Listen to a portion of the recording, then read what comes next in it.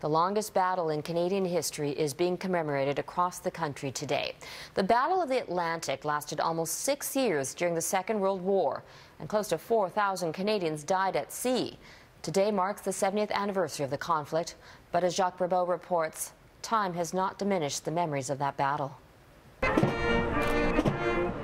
They are fewer in number. Age has slowed them down. It's been 70 years since they sailed in the Battle of the Atlantic, but their memories are still vivid.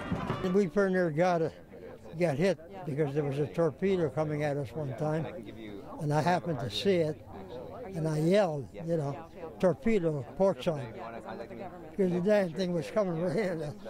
From 1939 to 1945, the North Atlantic was a battleground, and Canada's Navy was in the thick of it, destroying 33 German U-boats. But the price was huge.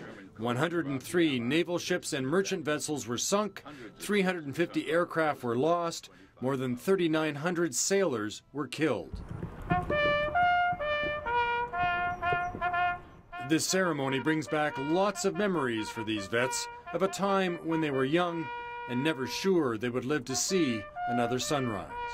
They used to say, or I did anyway, that war at sea was 99% boredom and 1% bowel-watering fright, we could say.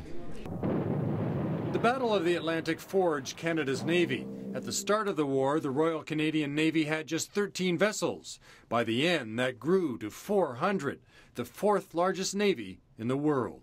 The Battle of the Atlantic was our Vimy. Men from across the country volunteered, and the Navy grew from 3,000 to 90,000 men. And in that crucible of combat, displaying great courage, grit, determination, camaraderie, and sacrifice, they overcame a formidable, determined adversary in the German Nazi U-boat Navy.